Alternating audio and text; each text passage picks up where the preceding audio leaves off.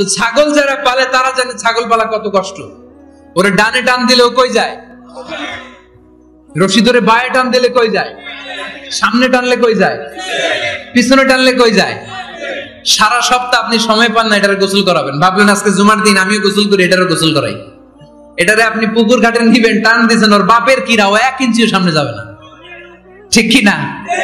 এই টেরা প্রাণী আল্লাহর কি মহিমা। আল্লাহ তাআলা পৃথিবীর সবচেয়ে শ্রেষ্ঠতম মানুষদেরকে ছাগল চড়িয়ে ছেড়েছেন, ঠিক কি না? মা বাআসাল্লাহু নাবিয়ান ইল্লা রাআল গানাম। এই পৃথিবীতে এমন কোন নবী ছিল না যে নবীরা ছাগল চড়ায় নাই। আল্লাহ বুঝাতে চাইলেন ছাগল চড়ানো অনেক কষ্টের কাজ, অনেক ধৈর্যের প্রয়োজন। এখন নবীরা তোমরা ছাগল চড়াও, কিছুদিন পর ছাগলের চেয়েও টেরা জাতি মানুষ চড়াইতে হবে। মানুষের মধ্যে টেরা আছে না নাই? ভালো বললে ভালোটা বুঝে না, ডাইনে যেতে গেলে বায়ে যায়, বায়ে যেতে বললে ডাইনে যায়, এরকম আছে না নাই? সম্মানিত ভাইয়েরা, সমস্ত আম্বিয়া আলাইহিমুস সালাম ওনারা কর্মঠ ছিলেন। সাইয়েদনা আদম আলাইহিস সালাম নিজ হাতে চারা গাছ রোপণ করে চাষাবাদের কাজ করেছেন, সুবহানাল্লাহ পড়েন। সাইয়েদনা ইব্রাহিম আলাইহিস সালাম চাষাবাদের কাজ করেছেন। সাইয়েদনা দাউদ আলাইহিস সালাম নিজ হাতে যুদ্ধের জন্য যে পোশাক পরতে হয়, যেটা পরলে গায়ের মধ্যে ছুরি মারলেও ঢুকে না, ওই শিরস্ত্রাণ বানিয়েছেন, নিজ হাতে তলোয়ার বানিয়েছেন, সুবহানাল্লাহ পড়েন। সাইয়েদনা মুসা আলাইহিস সালাম ছাগল চড়িয়েছেন। সাইয়েদনা মুসা আলাইহিস সালামের মেজাজ নরম না গরম? নবীদের মধ্যে সবচেয়ে বেশি মেজাজওয়ালা নবী ছিলেন মুসা আলাইহিস সালাম। উনিও 8 থেকে 10 বছর সাইয়েদনা শুআয়ব আলাইহিস সালামের এরিয়াতে ছাগল চড়িয়েছেন। চিল্লায় বলেন সুবহানাল্লাহ। এজন্য নবীরা যেহেতু কাজ করেছেন, কর্মঠ ছিলেন, আমরাও কর্মঠ হব, ঠিক কি না? সাহাবারাও কর্মঠ ছিলেন, বিশ্বনবীর সাহাবারাও ব্যবসা করতেন। সাইয়েদনা আবু বকরের বিশাল ব্যবসা প্রতিষ্ঠান ছিল, সুবহানাল্লাহ পড়েন। আপনারা হজ উমরা করেছেন কে কে দেখি? করছেন? মাশাআল্লাহ। যারা করে নাই আল্লাহ তাদেরকে আল্লাহর ঘর জিয়ারতের তুমি নসিব করো, আমিন। বিশ্বনবীর মাকবারার সামনে দাঁড়িয়ে আমরা যেন সালাম পেশ করতে পারি, তুমি নসিব করো, আমিন। বাইতুল্লাহ শরীফে এবং মসজিদ নববীতে আমরা যেন সালাত আদায় করতে পারি, আল্লাহ তুমি নসিব করো, আমিন। সাইয়েদনা আবু বকর রাদিয়াল্লাহু তাআলা আনহুর ব্যবসা প্রতিষ্ঠান ছিল মক্কার কাবা ঘরের পাশেই। উনার ব্যবসা প্রতিষ্ঠানগুলো যেখানে ছিল ঠিক ওইখানে সৌদি সরকার এখন শপিং মল বানিয়ে দিয়েছে, মাতজার আবু বকর। মক্কা শহরের যেখানে বহিরাগতরা এসে ওখানে ছাগল, ওখানে ঘোড়া, উট এগুলো রাখতো, আস্তাবল রাখতো, ঘোড়া আর উট যেখানে রাখা হতো ঠিক ওই জায়গায় সৌদি সরকার ওটার পার্কিং লট বানায় দিচ্ছে। মানে যেখানে আগে সাহাবাদের ব্যবসার জায়গা, ওইখানে বর্তমানে শপিং মল। যেখানে আগের সময়কাল সাহাবারা উট আর ঘোড়া রেখে বাঁধতো, ওইখানে এখন গাড়ি ঘোড়া রাখার ব্যবস্থা করা হয়েছে। সাইয়েদনা আবু বকর অনেক বড় ব্যবসায়ী ছিলেন। ওনার নিজ টাকা দিয়ে হাবাসা থেকে আসা সাইয়েদনা বেলালকে তিনি 20,000 স্বর্ণ মুদ্রা দিয়ে উমাইয়া ইবনে খালাফের কবল থেকে তিনি মুক্ত করেছেন। সাইয়েদনা উসমান যুন্নুরাইন বড় ব্যবসায়ী ছিলেন।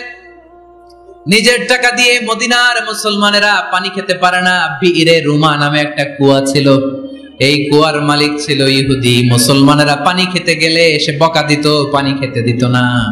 বিশ্বনবী বললেন আমার সাহাবীদের মধ্যে এমন কি কেউ নাই নিজের অর্থায়নে বীরে রোমা কিনে মুসলমানদেরকে দিয়ে দিবে? সাইয়েদনা উসমান যুন্নুরাইন বলল ইয়া রাসূলুল্লাহ আপনার খেদমতে আমি হাজির।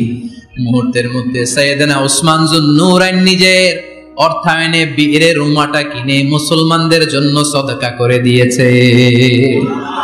তো ব্যবসা না করলে, কর্মঠ না হলে, উপার্জন না হলে সদকা করা যাবে? চিল্লায় বলেন করা যাবে? সুনানে তিরমিজির বর্ণনা, বিষ্ণু ঈসা ইসলাম মক্কা থেকে যত সাহাবারা হিজরত করে মদিনায় এসেছে, মদিনাতে কোন না কোন সাহাবার সাথে বিশ্বনবী ভ্রাতৃত্বের বন্ধনে আবদ্ধ করে দিয়েছে, সুবহানাল্লাহ পড়েন। এজন্য মক্কা থেকে যারা এসেছে এদেরকে বলে মুহাজির, এদেরকে কি বলে? আর মদিনায় যারা ছিল এদেরকে বলে আনসার, এদেরকে কি বলে? আওয়াজ করে উত্তর দিবেন। মক্কা থেকে যারা এসেছে তাদের নাম মুহাজির, আর যারা মদিনার সাহাবী তাদের নাম আনসার। মক্কা থেকে হিজরত করে যে সমস্ত সাহাবারা এসেছিল তারা ছিল মদিনার মেহমান। বিশ্বনবী এক এক মক্কার সাহাবীকে মদিনার এক এক সাহাবীর সাথে ভ্রাতৃত্বের বন্ধনে আবদ্ধ করে দিলেন। আব্দুর রহমান ইবনে আউফ রাদিয়াল্লাহু তাআলা আনহু, ওনার সাথে ভ্রাতৃত্বের বন্ধনে যে সাহাবীকে বিশ্বনবী আবদ্ধ করে দিলেন ওনার নাম হচ্ছে সাআদ ইবনে রাবিয়া। কি নাম? মদিনার অনেক বড় ব্যবসায়ী। বিশ্বনবী বললেন ও আব্দুর রহমান ইবনে আউফ, সম্পদ ছেড়ে দিয়ে পরিবার ছেড়ে দিয়ে, স্থাবর অস্থাবর সব ছেড়ে দিয়ে আল্লাহ রাসূলের ভালোবাসায় মক্কা থেকে মদিনায় এসেছো। মদিনায় তোমার চিন্তা নাই, সাদ ইবনুর রবিকে আমি তোমার ভাই বানিয়ে দিলাম। সাদ ইবনুর রবি তোমার আপন ভাইয়ের মতো। সাদ ইবনে রবি বলল, আব্দুর রহমান, জীবনে তোমারে কোনোদিন দেখি নাই, তোমারে আমি চিনি না, তোমার নাম শুনি নাই, কিন্তু বিশ্বনবী তো তোমার দায়িত্ব আমাকে দিয়েছে। আমার চেয়ে বড় ধনী এই মদিনার মধ্যে দ্বিতীয় কেউ নাই। আজ থেকে তুমি আমার ভাই, আজ থেকে তুমি আমার কি? আল্লাহ আমাকে যত সম্পত্তি দান করেছে তার অর্ধেক সম্পত্তি আমি তোমার নামে দিয়ে দিলাম। ও আব্দুর রহমান ইবনে আউফ, শুধু তাই নয়, রব্বুল আলামিন আমাকে দুইজন স্ত্রী দিয়েছে। কয়জন? তুমি দেখো আমার কোন স্ত্রীকে তোমার বেশি ভালো লাগে, যার নাম তুমি বলবে সাথে সাথে আমি তারে তালাক দিয়ে দিব। তার ইদ্দত পালন শেষে তুমি তাকে বিয়ে করে তোমার সাথে নিয়ে যাবা। সুবহানাল্লাহ। কারণ বিশ্বনবী তোমার দায়িত্ব আমার কাছে দিয়েছে, তুমি আমার ভাই, আমি মদিনার সবচেয়ে বড় ধনী, আমার অর্ধেক সম্পদ আমি তোমারে দিয়ে দিব, আমার দুই স্ত্রীর এক স্ত্রীকে তোমারে দিয়ে দিব। সাইয়েদনা আব্দুর রহমান ইবনে আউফ এই কথা শুনে অবাক হলেন।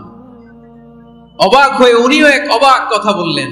উনি বললেন, লা হাজাতা লি ফি আখি, ও আমার প্রাণের ভাই, তোমার কথা শুনে আমার হৃদয়টা ভরে গিয়েছে, কিন্তু তোমার সম্পদেরও দরকার আমার নাই, তোমার স্ত্রীরও দরকার আমার নাই। বারাকাল্লাহু ফি মালিক ওয়া লি আহলিক, আল্লাহ তোমার মালেও বরকত দেখ, তোমার সম্পদেও বরকত দেখ, তুমি শুধু একটু কষ্ট করবা। কি কষ্ট? দুল্লানি আলা সুক, show me the way to the market. তুমি মদিনায় কোনো মার্কেট আছে কিনা, শপিং মল আছে কিনা, ব্যবসা প্রতিষ্ঠান আছে কিনা আমারে দেখায় দাও। সুবহানাল্লাহ পড়ো। আমরা হইলে কি করতাম? একজনকে যদি বলা হয়, ভাই আপনি এখন থেকে ভাই, আমার অর্ধেক সম্পদ আপনারে দিয়ে দেব, কি করবে? পায়ের উপর পা তুলে খাবে আর বলবে, কি আনন্দ আকাশে বাতাসে। ঠিক কিনা?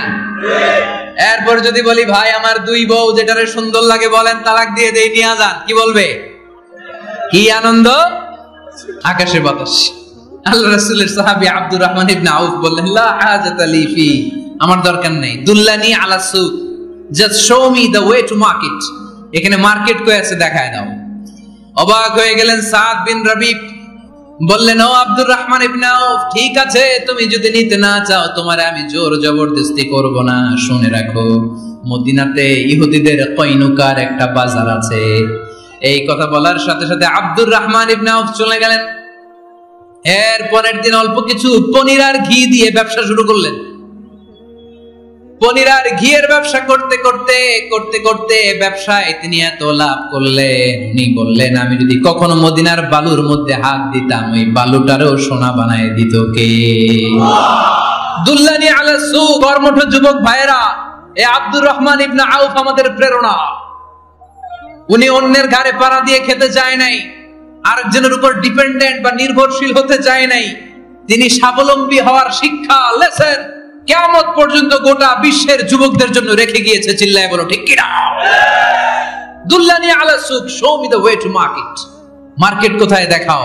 পনির আর ঘি নিয়ে ব্যবসা করতে করতে কয়েক মাসের ব্যবধানে ইতিহাস সাক্ষী, সাইয়েদনা আব্দুর রহমান ইবনে আউফ মদিনার বিশাল বড় বিজনেস ম্যাগনেটে পরিণত হয়ে গেলেন। চিল্লায় পড়েন আল্লাহু আকবার। এজন্য ব্যবসার ভিতরে বরকত ঢুকিয়ে দিয়েছে কে? বিষ্ণুই বললেন, আত-তাজিরা সাদুকাল আমিন মা'আন নাবিয়্যিন ওয়াস সিদ্দীকিন ওয়াশ শুহাদা'i ওয়াস সালিহিন। আমানতদার ব্যবসায়ী তারা সাধারণ কোনো মানুষ নয়, কিয়ামতের দিন নবীদের সাথে হাসর হয়ে যাবে। আপনারা যারা ব্যবসা করেন, এটা সাধারণ বিষয় নয়। বিষ্ণু ইসলাম নিজেও ব্যবসায়ী ছিলেন। ওনার জীবনের প্রথমে তিনি খাদিজা রাদিয়াল্লাহু তাআলা আনহার ব্যবসার স্টাফ হয়ে কাজ শুরু করেছেন, এরপর নিজে ব্যবসা শুরু করেছেন। এরপরে খাদিজাতুল কুবরা রাদিয়াল্লাহু তাআলা আনহা সব সম্পত্তি বিয়ের পরে বিশ্বনবীর পায়ের সামনে ঢেলে দিয়েছেন। বললেন, ইয়া রাসূলুল্লাহ, এই সম্পদ আমি আপনাকে দিয়ে দিলাম, আপনি ইচ্ছামতো দিনের প্রয়োজনে খরচ করেন। সুবহানাল্লাহ পড়েন। এজন্য বিষ্ণু ইসলাম আমাদের জন্য উপমা, আব্দুর রহমান ইবনে আউফ আমাদের জন্য উপমা। যারা ব্যবসা করেন তারা বিষ্ণু ইসলামের সুন্নাহ পালন করছেন। আত-তাজির আস-সাদুক আল আমিন। বিষ্ণুই বললেন, সত্যবাদী আমানতদার ব্যবসায়ী, যে ব্যবসা করতে যে মিথ্যা কথা বলে না।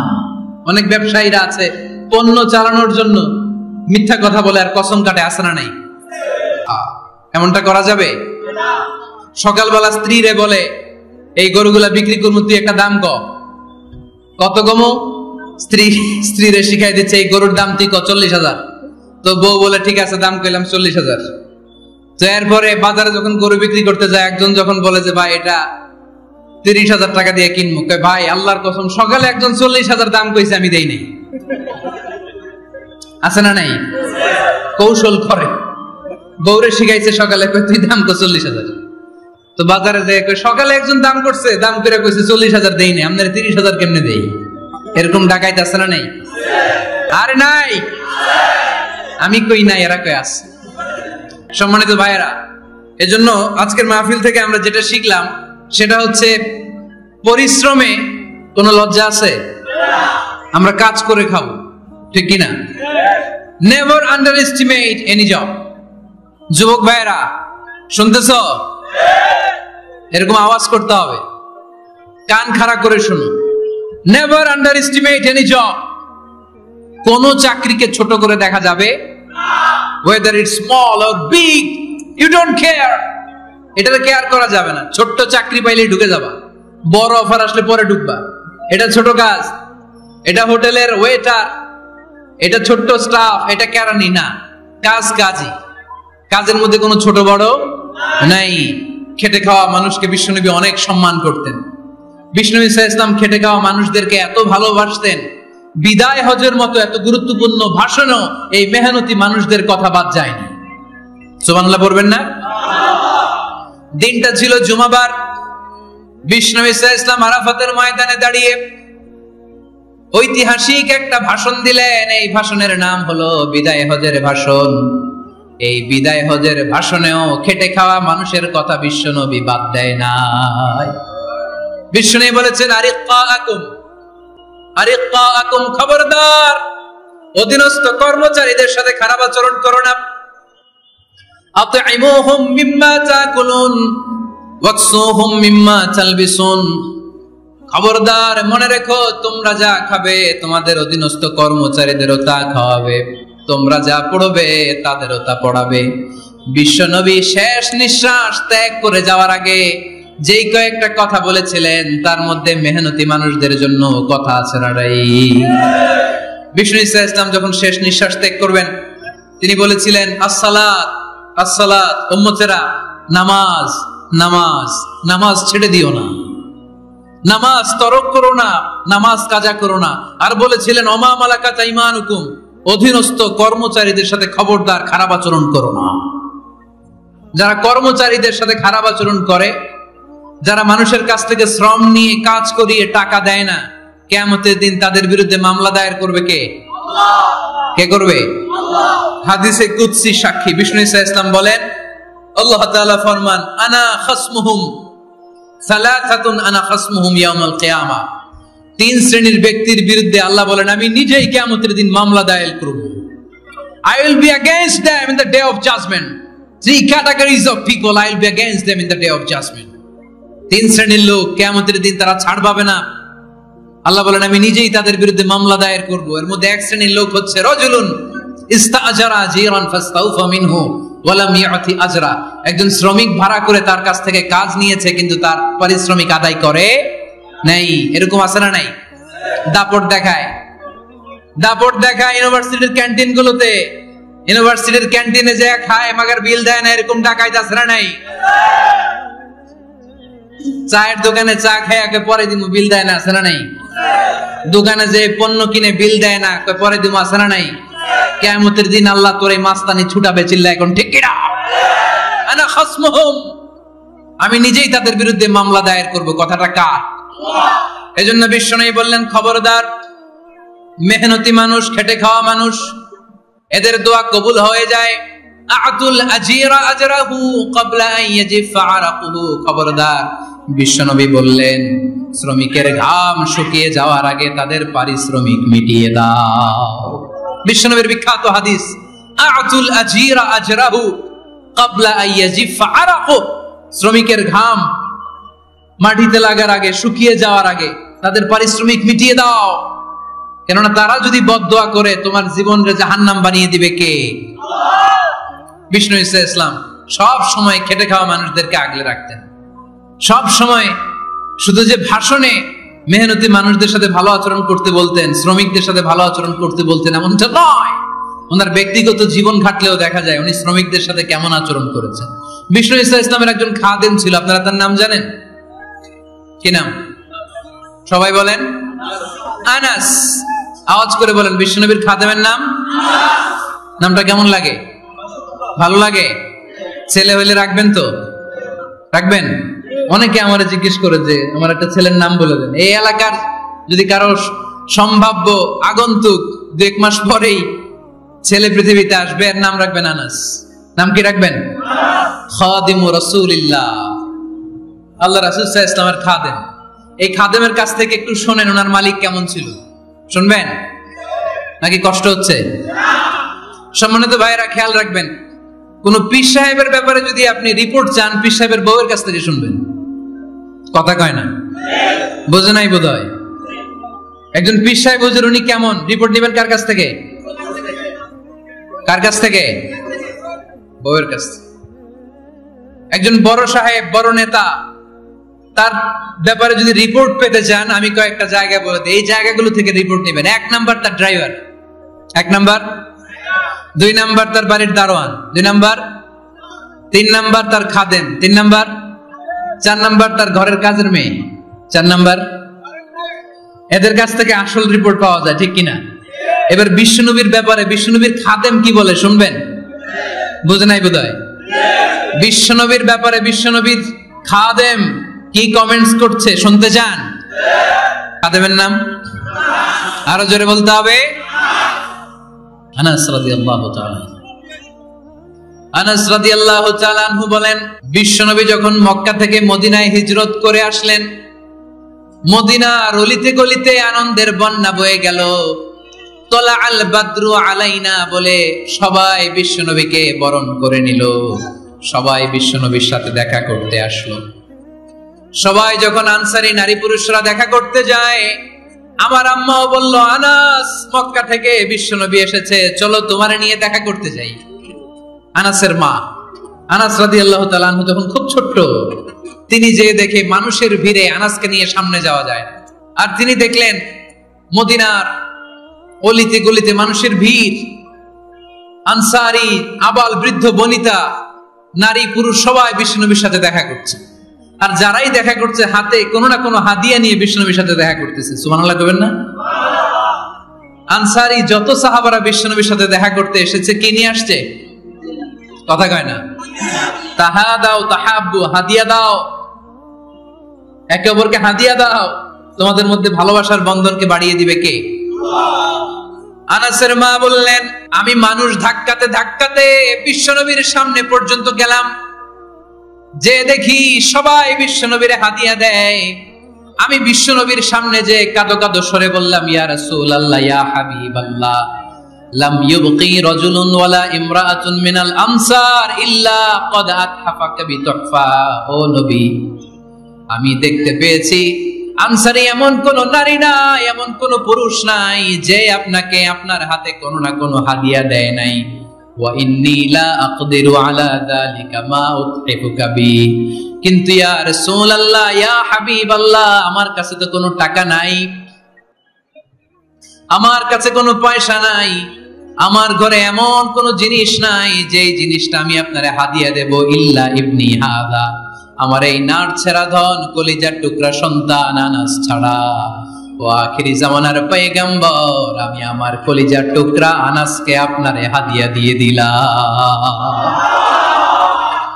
ইয়া রাসূলুল্লাহ, মদিনার আনসারী এমন কোন নারী পুরুষ কেউ তো বাকি নাই যে আপনাকে হাদিয়া দেয় নাই, সবাই তো হাদিয়া দিল। কথাটা শুনতেছিলেন? আনাস রাদিয়াল্লাহু তাআলা আনহুর মা বললেন, ইয়া রাসূলুল্লাহ, আনসারী এমন কোন নারী নাই, এমন কোন পুরুষ নাই যে আপনারে হাদিয়া দেয় নাই, কিন্তু আমার তো হাদিয়া দেওয়ার মতো কিছু নাই আমার এই কলিজার টুকরা আনাস ছাড়া। কি আর আমি করব, আমার কলিজার টুকরা আনাসকে আমি আপনার দরবারে হাদিয়া দিয়ে দিলাম। ইয়া রাসূলুল্লাহ, আমার ছেলেটারই আপনারে হাদিয়া দিলাম। খুদ হাদা ইয়াখদুমু কামা বাদালাক, আপনার যেই কাজ লাগবে, যেই খেদমতের প্রয়োজন আপনার এই খেদমত করবে। ও নবী, আমি জানি আনাস আপনার বেশি খেদমত করতে পারবে না, আনাস আপনার মেসওয়াক এনে দিবে, অজুর পানি এনে দিবে, জুব্বা লাগলে জুব্বাটা এনে দিবে, ছোটখাটো কাজ করে আপনারে সাহায্য করবে। আমার কলিজার টুকরা সন্তানকে চিরকালের জন্য আমি আপনারে হাদিয়া দিয়ে দিলাম। আনাস রাদিয়াল্লাহু তাআলা আনহু বর্ণনা করছেন, আমি দাঁড়িয়ে দাঁড়িয়ে শুনছি আমার আম্মা বলছে আমি নাকি বিশ্বনবীর জন্য হাদিয়া। সুবহানাল্লাহ পড়েন। এবার খেদমত শুরু করলো সাইয়েদনা আনাস। ছোট্ট মানুষ কি আর করবে, কতটুকু খেদমত আর করতে পারবে? বিশ্বনবীর মেসওয়াকটা এনে দেয়। সুবহানাল্লাহ পড়েন। বিশ্বনবীর আতরের শিশিটা এনে দেয়।